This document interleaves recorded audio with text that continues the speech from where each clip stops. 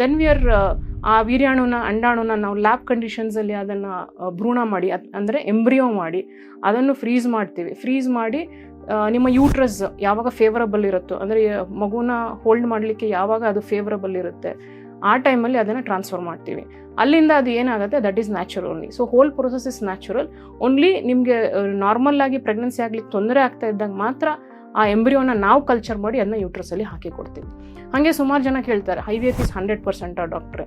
No, IVF is not 100%. For 2 ಅಥವಾ 3 cycles ಮಾಡಿದಾಗ 50 to 60% ಅಷ್ಟೇ ಸಕ್ಸಸ್ ರೇಟ್ ಇರಲಿಕ್ಕೆ ಸಾಧ್ಯ ಆಗುತ್ತೆ. It is not 100% successful. Even with this it is not possible. Then we have next modalities, next treatment options ಹೇಳ್ತೀವಿ. ಅಂದರೆ ಎಗ್ಸ್ನ ಬೇರೆ ಕಡೆಯಿಂದ ತೊಗೊಳ್ಳೋದಿರ್ಬೋದು ಅಥವಾ ವೀರ್ಯಾಣುಗಳನ್ನು ಬೇರೆ ಕಡೆಯಿಂದ ತೊಗೊಂಡು ಅದನ್ನು ನಾವು ಭ್ರೂಣ ಮಾಡಿ ಹಾಕಲಿಕ್ಕೆ ಬರುತ್ತೆ. ಕೆಲವು ಕಪಲ್ಗಳಿಗೆ ಯಾವಾಗ ಅವ್ರಿಗೆ ತಮ್ಮದೇ ವೀರ್ಯಾಣು ಅಥವಾ ಅಂಡಾಣುವಿಂದ ಪ್ರೆಗ್ನೆನ್ಸಿ ಆಗ್ತಾ ಇಲ್ಲ ಅಂತ ಗೊತ್ತಾದಾಗ, ಸೊ ಈ ಥರನ with prior consent and completely notifying them that these are the pros and cons, then we are going to do it. So these are all the possibilities. ಹಾಗೆ ಅವ್ರು ಕೇಳ್ತಾರೆ, ಸೊ IVF ಆದಮೇಲೆ ಏನೇನು ಪ್ರಿಕಾಷನ್ಸ್ ಇರುತ್ತೆ? So there is no bed rest needed, there is no extra medicines needed.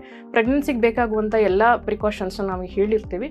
So ಅದನ್ನು follow ಮಾಡಿದರೆ pregnancy ಆಗೋ chances 50 to 60% after 3 cycles of trying IVF.